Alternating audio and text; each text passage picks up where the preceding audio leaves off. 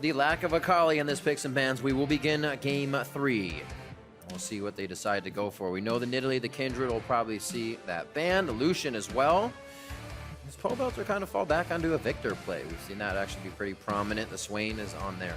What will Immortals decide to do? Yeah, so no changes as of yet.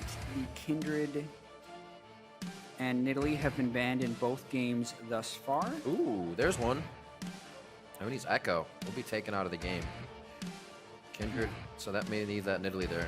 I do want to correct very quickly, it's the fact that it's blue, red, blue is set. It's not, the teams don't actually have the choice. It's not choice, choice, choice.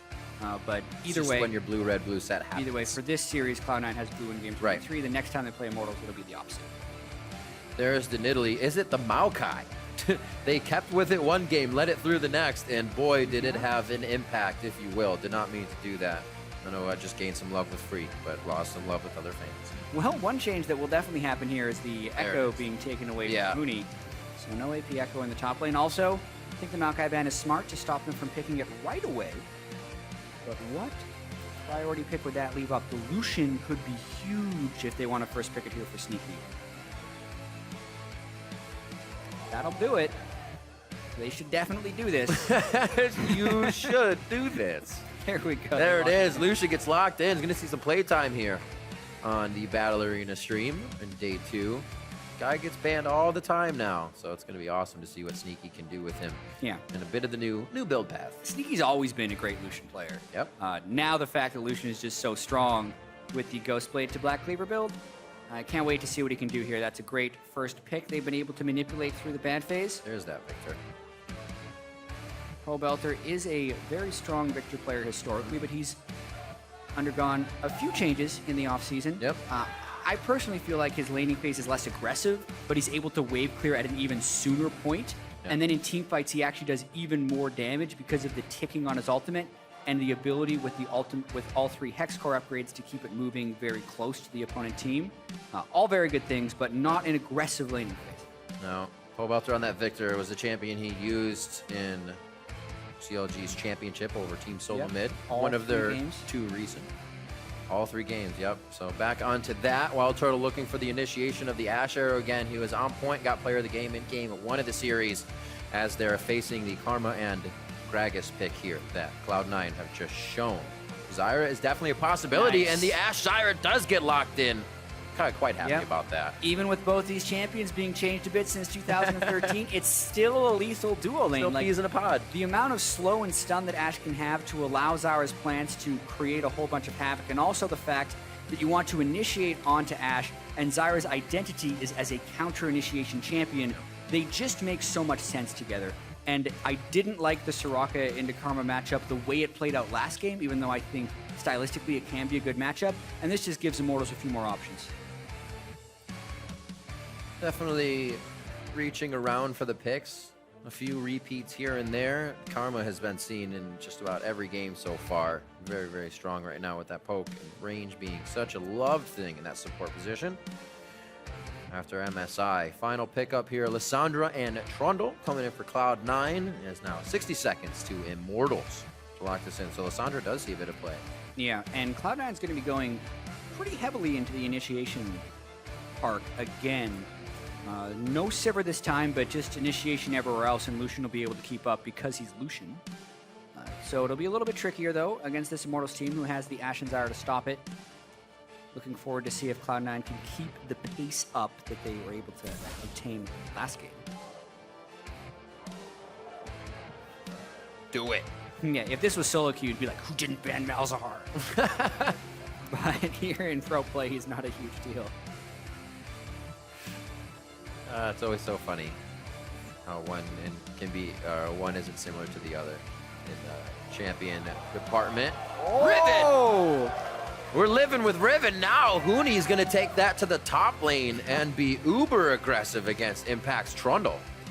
Oh, man. I still think back to the interview that Huni gave after the 3rd place match with Immortals, where he was just like, yeah, I learned that tanks are good, but I still think damage dealers... And you could tell he really wanted to say, like, damage dealers are still good, but then he, for some reason, said tanks are still good. He's back to just thinking the damage dealers are good. 2 AP Echo games, and now he's playing Riven straight into Trundle. From a stat steal perspective, this makes a little bit of sense because Trundle will win every single matchup against tanks. Trundle will still outtrade the Riven in straight-up duels unless Huni gets ahead, in my opinion. So really want to see how Huni plays this matchup and how he can get a lead for the potential snowball. There's really only one factor for Huni to wait for, and that's for Jensen to use a bit of that crowd control. He's got free reign over the fight after that to go crazy. Yeah. I think we remember Freak going crazy for Huni's quadra kills, how they happen. So we could actually see on this game. Coaches shake hands. They are going to depart to the back of the stage. That's something actually that's cool this season as well, as Mark was saying. Coaches are in between each game now with the series. So there's a lot more control and strategy to be had for the teams between games. One last chance to tip the scales in the fan vote by tweeting hashtag C9win or hashtag IMTwin. We'll up the fan poll as we get into the matchup. Our third and final game of this series as it has gone 1-1. Immortals with the first win, Cloud9 with a demanding second win, a dominating, I should say. And now we're into game 3. Both teams have had a chance to see the pitches come down to plate. What are they going to swing at this time? We're on the Rift, and we're going to see what happens. 2 very entertaining games so far. This game is also an opportunity for ReignOver to put his stamp on this series. He is the defending MVP, and he's on what is probably his best champion here. Because of the first pick Lucian, Cloud9 unable to control the Rek'Sai in this draft phase. And even though ReignOver's Olaf is good, his Rek'Sai is better. So I want to see if he can get up into Cloud9's jungle and get some really good pressure going. Right, they're going to need it. They're going to need it for Huni to be able to win this matchup on Riven, I think. Let's see, the 2v1 probably going to stay as 2v2. We actually see some movement back, but that's probably just for Krugs on the bottom side by Sneaky and Smoothie. Actually, looks like they're going for the long haul. They may just make their way top lane after seeing that Huni had shown himself. Yeah. Well, especially with the no XP share in double jungling, it would behoove Cloud9 to force Immortals into double jungling, at least early, delay Huni's points of power. Building up that damage already. Yeah, so all of the extra experience is actually put onto the machete or the talisman now. So it's really a huge difference in experience whether you give a camp to the top laner or the jungler. So like efficiency-wise, every camp in the double jungle should be last hit by the jungler. Oh, hello, WildTurtle. Well, if he was able to just blind steal his volley, he was close, but Meteos saved his smite smartly. All right, so they forego a few minions on the wave to try and steal that one away, but they'll have pretty much control. They're pushing Cloud9 a little bit around their route, but it's not going to hurt too much. And now Adrian has done his job. We can see that there's really no find here for Smoothie, but he does get a ward in to make sure that red is seen and they have control of ReignOver when he gets there. Yeah, and another small difference is Immortals was actually able to clean 2 camps before grouping to get to the bottom lane, but Cloud9 was only able to get those Krugs and then run all the way over. So by starting at Raptors, Immortals had a more efficient double jungle path, so they will have a slight head start on this turret race. But if they decide to freeze or do something else, none of that will have a huge impact. Red for red as top gets pushed. Meteos should join these guys just after. And we'll see the kind of gentleman's agreement. We'll take top, you take bottom, and then we'll meet in the middle somewhere. Yeah. And I want to see how the teams respond to this after the fact. Yep. Last game, it was actually Immortals setting up a freeze, which is very unlike their high-pressure style, but it was what was needed, in their opinion, to keep Huni going. But we also have to remember that when they gave the solo turret gold away, they shared it amongst all 3 of them, whereas Cloud9 gave it all to Impact. And if you remember Impact, not that everything is based on who they give the first turret gold to, but Impact had a tremendous game. That's why he was a god, Jatt. Yeah, and again, you can just see philosophy-wise, Immortals splits everything, Immortals gives it, or Cloud9 gives it all to Impact. And as far as the 1v1 perspectives go, if these solo laners are ever going to meet again, that's like basically giving Impact half a kill. Yeah. I think it's very valuable to give the solo experience to the top laner, especially for Immortals, who classify Huni as a top lane carry, but clearly they want to share. You see that local's already there as well still. And just a bit of lead he got off of it. 170. Yep. Huni always going to play aggressive no matter what. It seems like they favor giving him a wave after such situation rather than giving him the turret. They say, we'll do that, switch faster, as you clear this one and then come up and clear this wave we've kind of frozen. At least that's the way they tried to do it last game. Here isn't panning out as such as we see WildTurtle and Adrian actually pushing back quite hard here against Impact in the top lane. Yeah. Looks like they're just going to go turret for turret on the outside. Huni with pressure in mid as they go for blue. Good rotation here by Immortals to keep things not in their favor, but at least at the base. I was wondering if Huni was going to just like start farming mid. Be like, I'm mid lane now. I'll take this, thank you. He does have a small level advantage on Impact though, so he can hop around him a little bit. And they're just going for yet another trade. Yeah. 2 deep wards on Immortals, or from Immortals on that bottom side. Kept a little bit of safety there for the mid lane. If Meteos were ever to be on that side of the jungle. So far he's 14 to ReignOver's 21 as he continues to head around the jungle and make sure he's got a little bit of lane presence. And now the top turret to go down. Again, the gentleman's agreement is in play. Yeah, and I mean at this point you're really wondering who's going to get even more of the CS. Oh, if ReignOver wasn't farming that, he would have had a chance to get some damage on Jensen. They know his claw is down though. Team? Oh, no. He's like, but I had Raptor Camp. But I could take it, and he did. At least he clears a ward off of that. That ended up being shared a little bit. And then this will be... all for Huni. They tried to give it off for Huni, but I saw the same gold pop up for Adrian and WildTurtle, so they were within the gold range. All very minor things now that they've gotten more and more gold, but it's a 300 gold lead for Impact over Huni, even though the team, Immortals has a little bit more. Oh, okay. ReignOver trying the predictive flash on Burrow, actually. He was trying to be way ahead of the game right there, thinking Jensen was going to flash preemptively for a flash on Burrow, but Jensen had already started his claw, so he just ended up taking the claw. The flash on Burrow completely missed, and ReignOver lost his flash. Take the chance. Sometimes it pays off. Good farming here by Jensen. Looks like he'll only miss one of those, but that puts him up 1 CS. His teleport's waiting to come back up as well. Impact has his. We don't usually see, or we haven't, I should say, in this series, too many of those early teleports happening after it was a bit of a debacle in game 1 for both teams the first time they tried. Things have kind of been shored up by the mid game, and that's when we see this getting really bloody. Like we said, was it 48 kills last game? I think something around the 50 mark, and Jensen goes very low. Unfortunately, has to go back and take the long walk with teleport still down. He was waiting for it.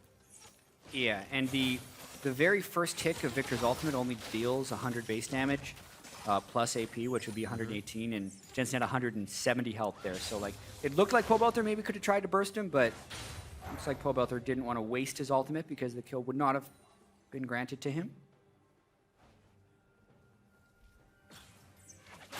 Meteos playing a quiet game once again for himself. Only a 300 gold lead here towards Immortals. Really no kind of definitive gold lead means anything for this game. A few thousand could easily be switched back by either team. We've seen the great fights. We've seen the mistake fights in this series. So everything's on the table here. Composition from Cloud9 still wanting to go aggressive. This time Immortals has a better way to deal with it. Here, the top lane. He's got jungler help. A little bit of love. Level 4 versus 4. Flash from Impact. He should have a pillar soon to get these guys off him, but he's going to flash in. Get him. Stuns him down. First blood going over to ReignOver on Rek'Sai as they chase with the flash on Impact. Wave was in a really bad place for Impact to be up there, and it's a very simple pathing decision for ReignOver to go up that way. Because Huni was able to flash follow Impact is just a easy kill, and I think his pillar had been down from before, but that's exactly what Huni needs in that lane to start getting himself an edge, because the wave was also pushed up beforehand, meaning that Huni gets to take all of that CS now, and Impact has nowhere safe to go and farm. He had pillared right before ReignOver showed as well, which made the gank even easier.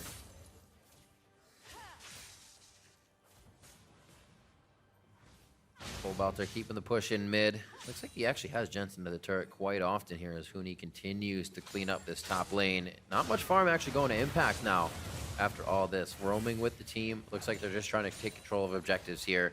And power in numbers as they make their way into the jungle to ward here.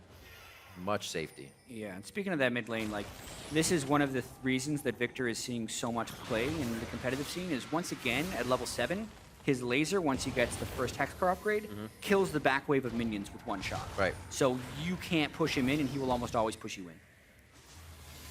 Much easier to just kind of mess around in mid lane with auto attacks as well, knowing the casters aren't going to instantly aggro to you. Everything just gets increasingly worse when that happens for Viktor. They're going to go now down towards the Dragon. This will be an Ocean Drake on the side of Immortals to start things off here in Game 3. Yeah, everything actually going their way here. Very Pobelter much so. is neutralizing lane just right against Jensen. Huni has gotten the CS advantage over Impact and has the wave in the right spot. And then the cherry on top is the fact that they've been able to pick up the Ocean Drake with no contest.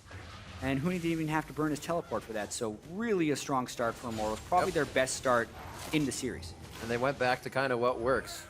The little things don't change. ReignOver helping out Huni in that top lane.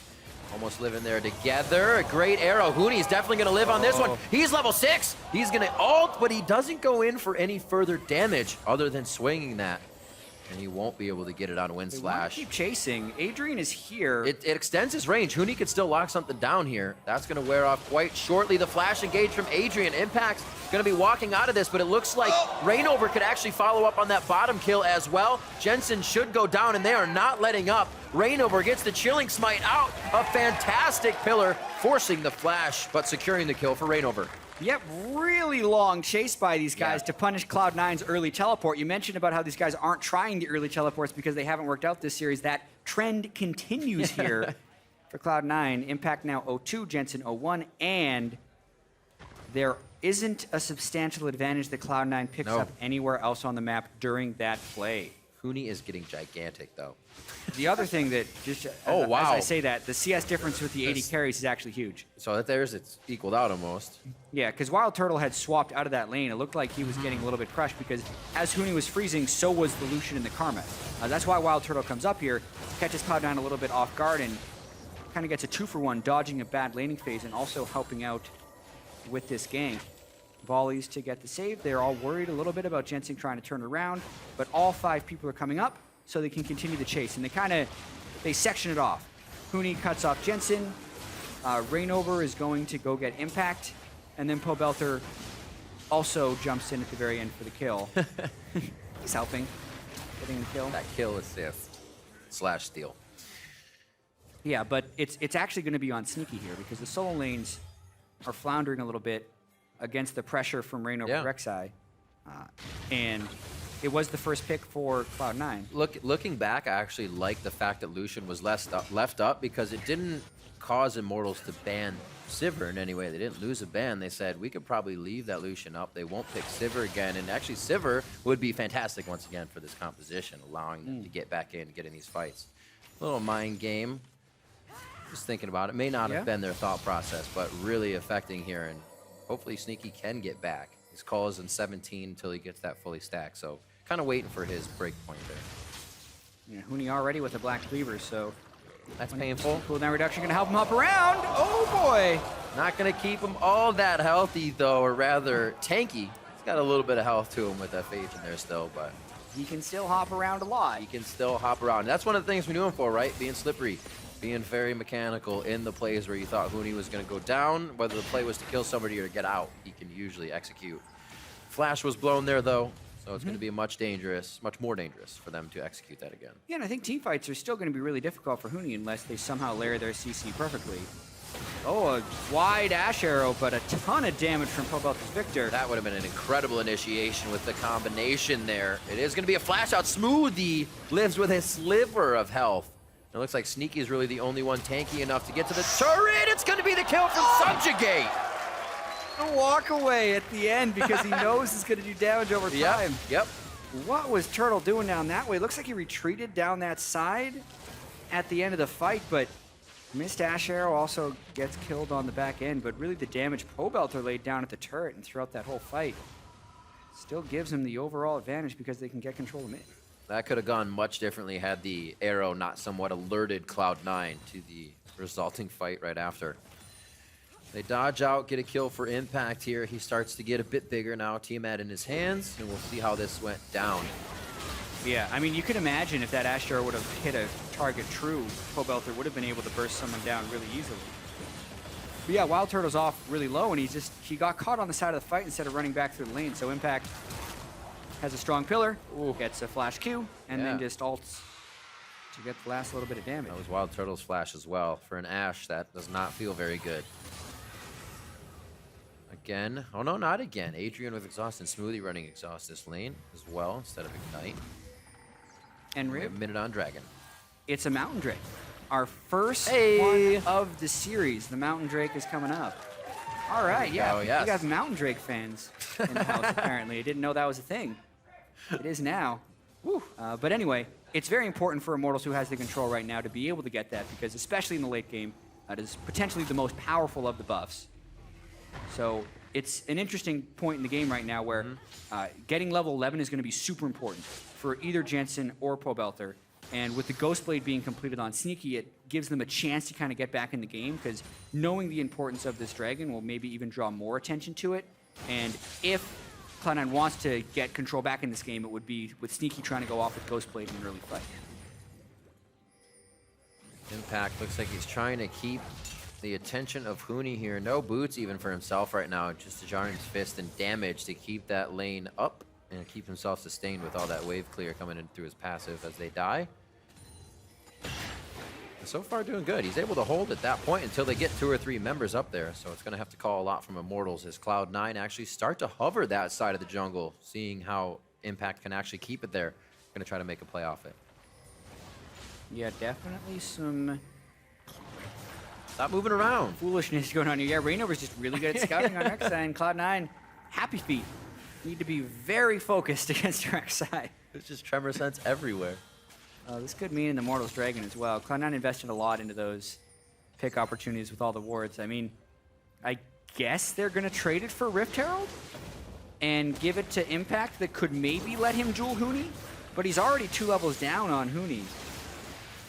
Seems like they're very okay with this trade, too. I mean, with the ward investment, it's almost like they're trying to control the Rift Herald. So a very interesting choice here. Wind Slash. Steal it. They're like, where's that? Impact. Where's that emblem? All right. Actually, quite a bit for Impact here.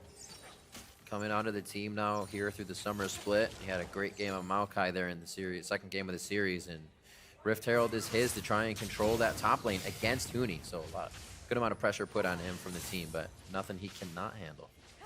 Yeah, I mean, it will help a lot in the duels. He takes reduced damage from Huni, as well as stacking up the corruption charges. But arrow goes wide again. Not the same arrows from game 1. They're really just alerting Cloud9 here to the dangers that would be coming in. Oh my god. The ticking damage on Chaos Storm is so good. Every 2 seconds, it will send out a blast that is actually more than the initial burst. Jensen nearly gets killed by that ultimate blown.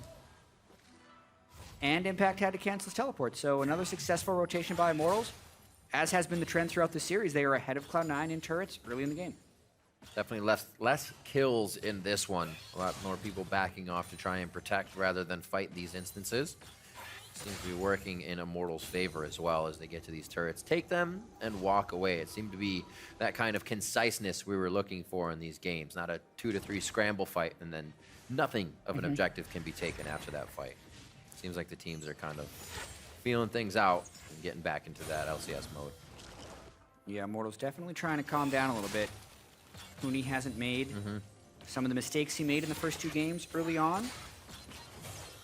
Also on Riven, which is a welcome surprise. Yeah, especially when Black Cleaver gets finished for Sneaky, the culling is just supercharged with that build because you basically get your max stacks for Black Cleaver right away. And then especially if you do stuff like a Phantom Dance, you're getting so much movement speed during the culling as well with your Ghost Blade active that you can just keep the culling on someone, and unless they're burning summoner spells, you hit them with almost every tick. So it's the 55 CS advantage for Sneaky. The team itself is behind in gold, but if he's able to stay safe in fights. That was their first pick. They definitely put a lot into the Lucian. We'll see if he can bring up the presence that they're asking for from it. He's been good all game. Hasn't died. Hasn't really been a target. And Immortals have kind of allowed that Lucian to keep getting bigger. So maybe an error by them. We'll have to see if they get into that first fight. Really, it's just been picks here. Meteos with ultimate with flash. That does Doesn't look like they're going to try to get in anything here. Not with Jensen in the top lane trying to get a push and impact on the bottom lane. It's kind of just breathing room right now for both sides. Cloud9 will have the potential to set up teleport plays with Jensen, but they have to make sure they're very well prepared because they're walking into so much damage when they go for an initiation. When you combine the Zyra with the Viktor, and then if you lose track of Huni, even though Cloud9 have the tools to deal with Huni because of Jensen's CC, if Jensen burns that CC during an initiation, then Huni could come in and shine.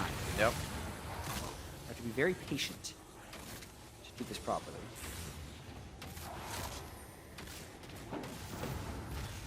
Interested to see how Cloud9 reacts to Adrian's ultimate when he throws that out in the first fight. It's almost like having that Gragas barrel, but you can more so see where players want to go in that instance. The Gragas barrel throws you. You can see that they want to exit those thorns as she throws them out. We haven't even seen that yet. Everything's been much more quiet in this game 3 as nobody wants to get that first loss of the season. Yeah, we know that this is the all-important game now that we've made it here. At the end of the day, it's the match score that will matter. It's either one win or one loss. Yeah, it's actually, the game score will have, may as well talk about it, a very small impact late in the season. So basically, match score is going to be the most important thing. So just like last split where it was like 18 wins to get, that's the max number of wins, match wins you can have. Then if you're tied with someone, your head-to-head would be a tiebreaker. So if it's like, if you beat them in both series, you move on. But if it's a 1-1, then the next tiebreaker is your overall game score. So like, that's fairly unlikely to be a huge factor in these teams' series. So that's why it's so important. Like, it doesn't matter that much that this is a 1-1 for Immortals or Cloud9 that they've lost one. It matters the most that they actually get the series because that's the vast majority of the waiting. And honestly, you know, win-win is always great, but I'd say a win-loss where you can work on things that you had error in is super beneficial. You know, you find out where you went too far in a game or actually played something wrong off the bat. Instead of just kind of flying through everything and thinking there are no road bumps. Yeah, because the ultimate goal at every team is those big tournaments like Worlds, where even though we've been close a few times, no team has won every single game. So being able to adapt and recover after a loss is an incredibly valuable skill that all of these teams need to develop over the split. Build much more as well. Oh, Jensen got it. Ooh. 1, 2, 3, and that's going to be the final auto that takes it down. The TP coming in. Huni feels like he has the chase. The Q didn't actually hit, so he probably feels even more happy about it. Windslash comes out with the W's there. What a pillar from Impact! Can he stop it from happening? No, he can't. But he can try to help it. It's going to actually be Sneaky coming around, so he either has the Ardent Blaze into Piercing Light or Relentless pursuits himself into range. He has the kill off of the tag from the culling, which is nice because he hasn't seen much action all game. The first kill just for getting the tag there. Yeah, Meteos looking for an initiation as well because they've picked up 2 kills for just 1 death. But he pulls it back. Gotta say, nice job by Jensen waiting in the brush for Pobelter. He needed that 1 extra auto, otherwise it would have been super clean. Just got it off. Dragon, oh, we're gonna get another Mountain Drake. We are on fire this game, Jatt. Really important. I shouldn't say that, that's infernal. Yeah, Cloud9, no? I'm just right. Yeah, no, I was kidding. You fooled me! Anyway, it's a little tankier than the other Dragons. Great initiation! That's the hit, the Piercing Light immediately through Adrian with the follow-up damage, and the rest of the team along with Sneaky's damage now is crushing Jensen a bit too far forward. And the Dragon actually is not the objective this time, it was more so the fight. Yeah, Mountain Drake has more health and armor than other Drakes, so it does less damage to you. But when they peeled off for that fight, I thought they would just kill Adrian, turn back to the Dragon, and get it for sure. Instead, they overchase into people on Immortals who had just spawned. They need someone on Cloud9 keeping track of death timers to tell them, yo, these guys that you just killed are respawned, and they're going to be here any second. Jensen only finds that out after he shifts into the fight. Look at the no vision up there as well. Yeah, exactly. So Pobelter's roaming down, and Jensen's like, oh, why don't we just continue this play? That's why we don't continue the play, because Pobelter's there with this gravity field. Really great gravity field on the claw as well. Immediately. That'll mean 2 mountains for Immortals now. Ooh. That's going to be rough. When these guys approach the barrier, it's going to go down really quick. Cloud9 has a good team to kind of sit on the outside and throw in a few things in that, but Immortals should still be able to drop it down once they get the chance. Yeah, no way is it impossible to beat a team with 2 Mountain Drakes, because if you're just fighting them in the open battlefield, it does nothing for them. But it gives them so much more threat around the Baron area, and it gives them so many more rewards if they ever get some free time at turrets. 20% pre-mitigation true damage on turrets and objectives. So for a very easy example, 158 AD, let's round it to 160 for WildTurtle. That's going to be 32 true damage on every single auto attack he gives to a Baron or a turret. Extra, on top of it. And he's already firing like a madman. Let's see if he gets in. Level 11, he's got that second level of the ult. We may see it come across here to set something up for Immortals. Right now, it's actually just to turn back after taking Sneaky's ultimate. So at least they got the culling out for now. Not too long, but it may give them a window to push back here. They get a catch on to anybody. With ReignOver being so low, they probably decide not to. Look at Huni being a nuisance, doing exactly what he loves to do, is just distract the other team and get them to do what he wants. Here only pulling a few members in, but it gives Immortals breathing room on the middle turret. That was Cloud9 just approaching it to seem like they would take it down. It really went nowhere. Yep, the objective control very threatening from Immortals, keeping Cloud9 at bay for most of it. Aside from the odd time Jensen can sneak into a brush to one-shot Pobelter, who hasn't built a single bit of magic resistance, also has no magic resistance in his runes. It's one of the reasons Jensen was able to kill him so quickly. That is very interesting. Sitting on 30 MR, yeah. See maybe an Abyssal Scepter, at least the early game magic resistance start, and then into it. Yeah, the thing with his Viktor, I mean, a lot of times people want to go cooldown reduction on Viktor because being able to cycle through his spells is super important. That's true. But also, the first 2 items you want on him is the triple upgrade of your Hex core, so you get increased movement speed on your ultimate, and then a Rylai's so that your ultimate slows. Those are really the 2 biggest things. Your laser will also slow for Viktor, but because he's been able to pick those up, like his offensive capability is massive, but he's just very vulnerable to Jensen's burst. He says, my cleanse is enough for now. If I don't take the damage, I don't need the mitigation. It might be a very hard thing to do once Cloud9 goes with the in button and only the in button. So far, much more tame third matchup. 3,000 gold in the lead for Immortals. 2 Mountain Drakes, 1 Ocean Drake, as they have controlled the game much like they did in Game 1. And here now trying to kind of posture towards their top side of the map, knowing it would be pushed in by Jensen. A lot of room being given by both teams right now. Huni's staying on the bot side, 218 to 158 there. And that CS lead for Sneaky is now 280 to just about 200. Yeah, Sneaky is getting so much farm, but he still needs to find a way to actually be involved in the team fights. We haven't seen a team fight yet. There's been so much split pushing from what Immortals has been doing. And a 3-level advantage for Huni, although he can't dual impact. I mean, partially because he still has the Rift Herald buff. That thing lasts for 20 minutes. So true. Another part of it is just because Trundle is incredibly hard to duel. Almost forgot about that. He has been sitting quite big for quite some time here. So a good decision by Cloud9 to do so. Well, let's see if he can duel him. Oh, pillar. Just on the other side. Huni knows he's going to have Broken Wings up in just a second, and uses the third one to get over the wall. So Huni's teleport is definitely going to be the play here. He's not been by the team forever. He's on Riven. We're going to have to wait for that. What is Cloud9 looking to do? Yeah, I think Cloud9 is just hoping for Jensen to get a good initiation. Pobelter obviously has cleanse. There's already SS on WildTurtle, so it's going to be a little bit difficult, but I think he's mainly looking for just large amounts of damage to blow a fight wide open. Cloud9 still is the team that can look to find fights. They have the speed boosts from the Karma. That's true. And the initiation from Meteos' Gragas. The game is still close though, and Immortals has a bunch of damage. So they need to get vision control first, then try and get an initiation, catch an odd member out from Immortals, and not overcommit on the wrong person to then get blown up by Huni, which is why I think we're seeing so much hesitation, because the cost of a missed initiation is so gigantic, and the initiation itself is pretty hard to do.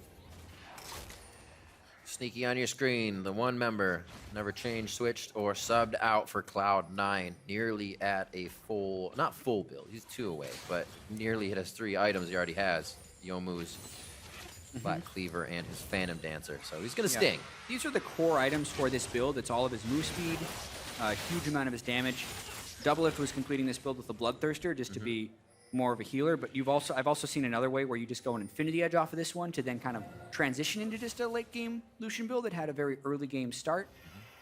They're all good. There's a little bit of a fall off around 6 items with this build, which is why Immortals is probably also content to just not fight the really strong Lucian. But with the 4th Dragon coming up right now, wonder if Cloud9's going to try and get that Ocean Drake. Knowing Jensen has a teleport, they still don't bring the fight to him. He could easily claw out and back to the fight if necessary.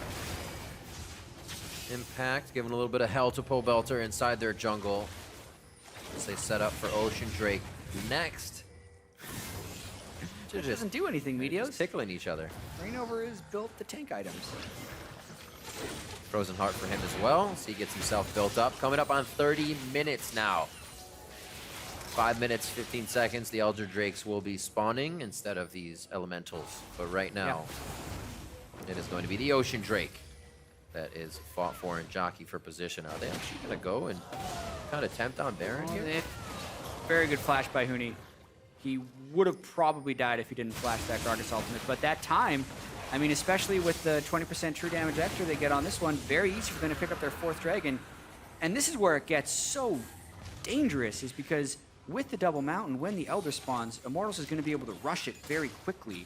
And the true damage burn that they're going to get off that is going to be 235 on every application because of the 4 dragons that they the have. multiplication is huge. It is going to sting quite a bit. We saw kind of the pressure that Cloud9 put on with it in just the last 10 seconds of it last game. They almost let it wear off, but were able to use it to their best ability in that situation. And that was with 1 Elemental Dragon. Yeah, that's true. Now you're putting a roll of coins in your hand, punching. Immortals, huge advantage based on the Drakes. Really, Cloud9 needs to completely all in on the right types of initiations or the right picks. Oh, both mages going all in on this fight, and that calls for the cavalry. The teleport is going to come in. We do see Huni here as well as Impact as they go toe-to-toe. ReignOver's going to come up now, and Pobelter is fighting Meteos toe-to-toe as they start to enter that fight with the majority of the team. A very spread out matchup, but closed in by Immortals here, and they lose nobody. Yeah, you can see a little bit of desperation coming in from Cloud9. They're trying to just all in on someone. And now with 2 people dead, they can just easily turn for Baron right now. Sneaky used a lot of mana, trying to kill WildTurtle, but WildTurtle was able to flash away to kill this very quickly. Yeah. Cloud9 would have to fight them to stop them, but it's almost gone. It's not even a 50-50. You could fly in like Pobelter with LeBlanc and a Rek'Sai ReignOver. Totally, or Rek'Sai, I should say, Olaf. Totally different, and they are not able to challenge a 50-50. Baron goes over to Immortals now. 6,000 gold in the lead. Yeah, C9 unable to actually find a team fight. It just continues to be skirmishes, which is exactly what Immortals wants right now. Huni doesn't have to deal with the team-wide crowd control and burst during the duration of a Lissandra ultimate. Instead, all the burst is actually used on a Pobelter, who just cleanses away, and then Huni can teleport in afterwards and just do a whole bunch of damage. He's also built a little tanky with his QSS, so I mean, he's going to be fine in team fights. See this again. Yeah. There's the cleanse. Cleanse right away, and then he dumps enough damage off of him. And with the build, Pobelter's gone. With the Rylai's, the ultimate's just going to sit on top of Jensen, which forces him to Zhonya's. And then Meteos tries to burst him at the end, but the damage backup just isn't there. He's gone tank Gragas after Runic Echoes.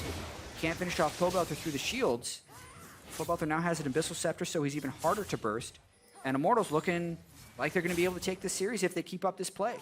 This is something I think people expected to see. Immortals obviously playing a steady game, but being able to threaten champions like Riven when you want. What other team is really going to do that, right? And no, you may not ban it next game, but these are the options that Immortals came into the season with in spring and went 17-1. Absolutely, another initiation being attempted here. Jensen around the back. No Huni yet. The cast really didn't do much to do damage. It just separated the fight, but still gives Immortals time to look around. The focus on Turtle is so much right now, and it's going to be Pobelter and Turtle going down first. Cloud9 is lasting through this fight somehow, and that's going to be a kill onto Huni. They finally take down Meteos, but it leaves enough Cloud9 members up to continue the fight and start to trample down Immortals in the top lane. Pings to the mid. absolutely crucial fight for Cloud9 to be able to take. Huni wasn't with the team, and Jensen saw his opportunity to go into the teleport. He then totally outplayed the Ashe arrow by flashing over it and getting a huge burst down. And even though Pobelter tried to delay as much as he could at the gravity field, he couldn't get it done. Huni arrived late. Sneaky got more damage, and these are pretty long death timers, so they're going to hope to take 2 turrets off this. So sad I missed the Ashe arrow. I was looking at the mini-map. Good eyes, chat. Good eyes. Looks like he flashed over. We'll see again in the replay. Plays left and right. Well, it definitely would have been something that allowed that AoE damage to stay in the fight and continue to crush down the other Immortals. 8-8, 34 minutes in. A minute up onto Elder Dragon here. And things could get pretty crazy. Yeah, Cloud9's going to have to fight that one. They'll probably have to take on Huni. So watching Jensen coming up from the top here. WildTurtle thinks he's the ward. Ashe arrow, and doesn't even need to flash. He just takes his E at just the right moment. Yeah, and then he got his AoE, and you can see Pobelter down at the bottom, and Riven also arrives. Really big credit to Sneaky for not being in combo range of Huni when he came in, so he could just destroy him with Lucian. Then ReignOver comes in a little bit late, thinking Huni would have done a bit more work, and falls as well. Ultimately a 4-for-1 for Cloud9. Keeps them in the game, right? Very much so. We know that the Mountain Drakes are super powerful, and the Double Ocean is amazing for staying out on the map. But in a situation like this, with Elder Dragon spawning in 1 minute, the actual combat effectiveness, if both teams go in to a fight with full health, is completely even. So as long as Immortals doesn't get free time on Elder Drake, Cloud9 can absolutely still find the type of fight they need to win this game. Love the Adrian build as well. Looking down at that, full damage Zyra. He is going to be hurting people. Not even saying, you know what, we may get locked up by Jensen. You already have a cleanse. You don't need more magic resist or health from the Kales or anything.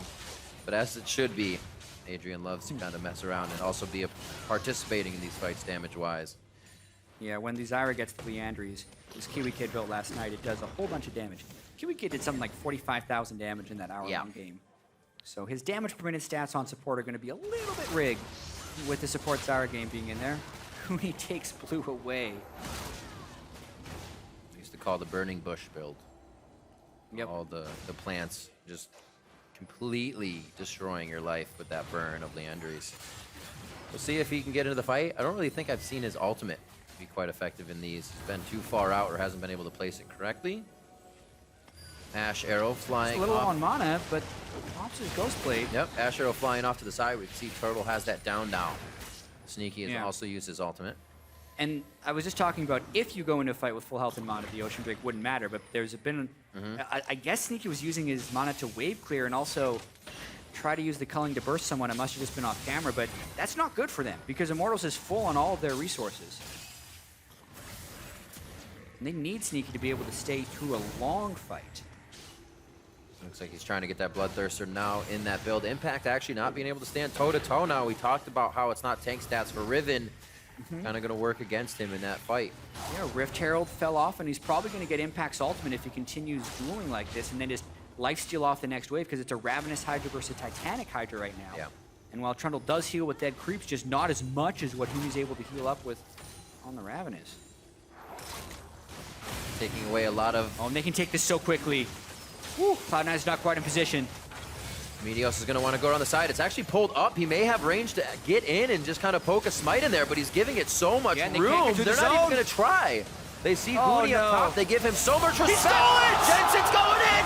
Oh, he actually gets in. Meteos with the smite down on Elder. He stops the 4 elementals from being huge for Immortals and the rest. Immortals Huni trying to get onto Sneaky, but they can't even control the fight now. It's just made Cloud9 too strong, and Cloud9 backs up with full members. Meteos is back in the LCS right now, and he steals the all-important Elder Dragon from ReignOver. That probably would have been the game over for Immortals right there, but instead, Cloud9 get this buff. It's not a very strong one because they have no elemental drakes to stack up on with it, but it prevents it from going over to Immortals and keeps them in this game. So huge. He even goofed me on it. I was like, oh, he's too far away. So I started watching the fight, and then he comes flying over the wall.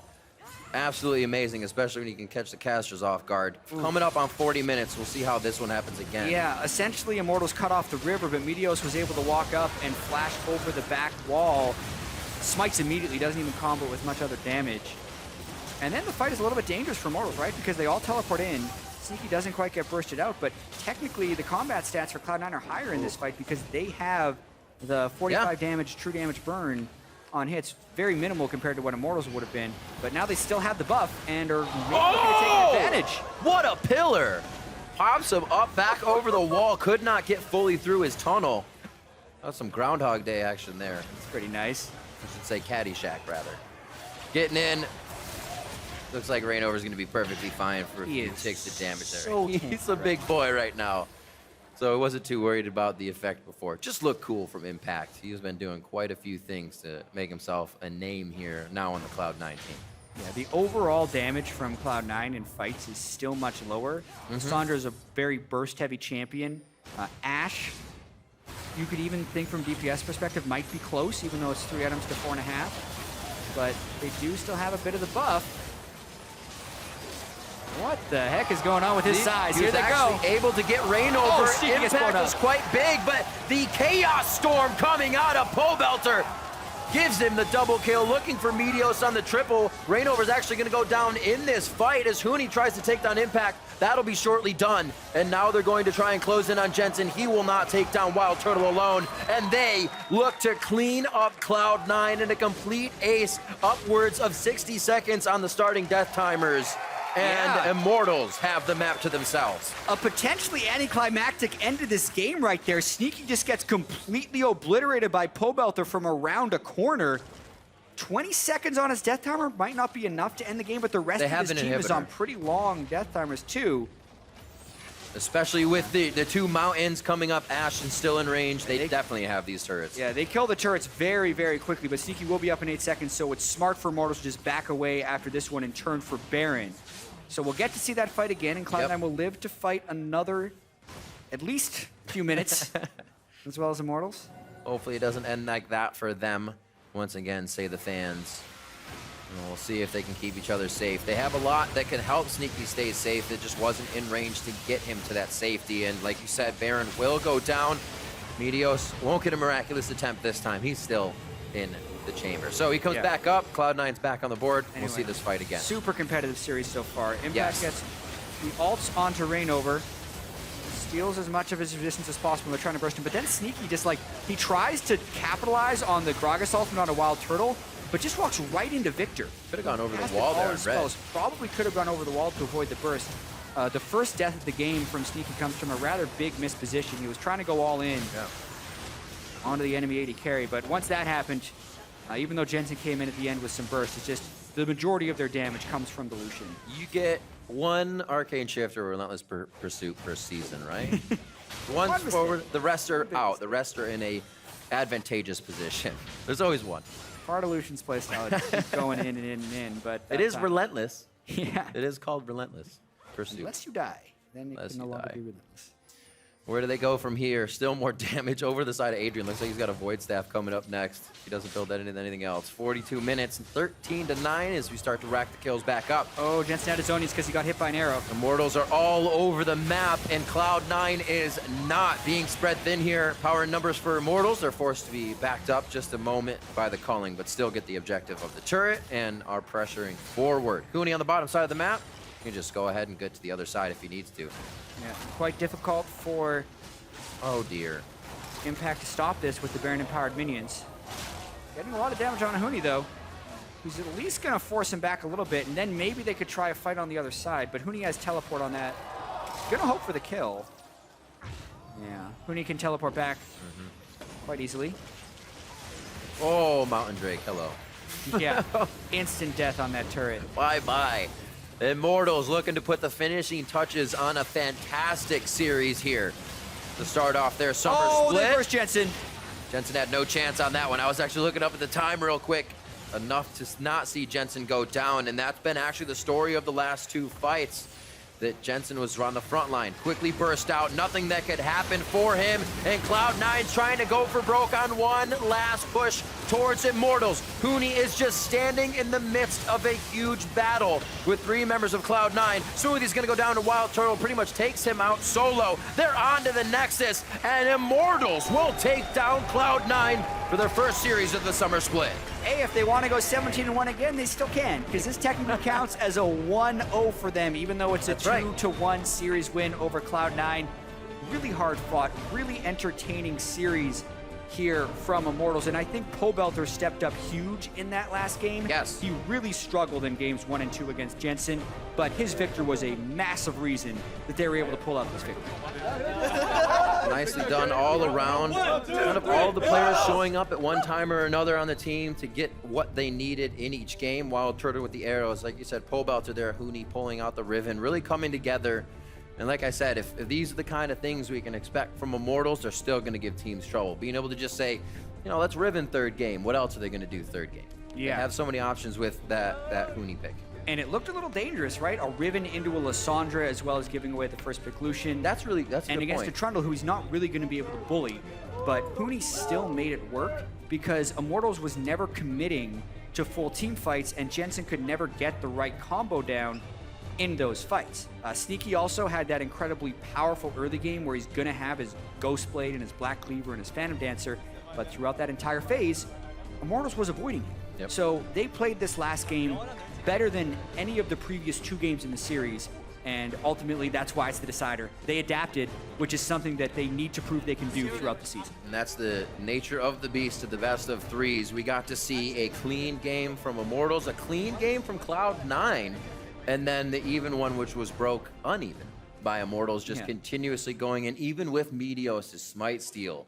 Yeah. That Immortals is still kind of able to say, well, we regroup, we find a way around that, and we'll make our strategy happen again. Yeah, ReignOver was able to get his Rek'Sai, which probably felt pretty good, and he did control a good portion of the early game with that. But then as they stalled out, it was really the scaling of the Viktor that just continued to go again and again for Pobelter. And like specifically, a couple times in that game where Jensen and Impact were just like going all in to try and kill Pobelter. Right. He kept turning it around and really like outbursting Lissandra as well as still doing more overall damage.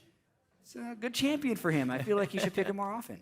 I like the Ashe pickup as well for WildTurtle throughout this year. As we saw in the second game, how timid they were to do anything. Obviously a poke comp, but with the Ashe arrow, they feel so much sure. Maybe a few more missed in the third game, but we're still a big reason that the turrets fell after the fights. Something else happened after the fights this game, and it wasn't kind of, well, we both lost 2. We'll back up and wait for the next trade. Definitely pushed onto a utility role, and I think their main function in this game, even though they could have been initiators, was just preventing the initiation. It's really hard to go straight into an Ashe and a Zyra. I mean, the one time that Immortals did get initiated on it was because Jensen was able to dodge the Ashe arrow with his glacial path. And that's not going to happen every day, right? That's not going to happen every single time.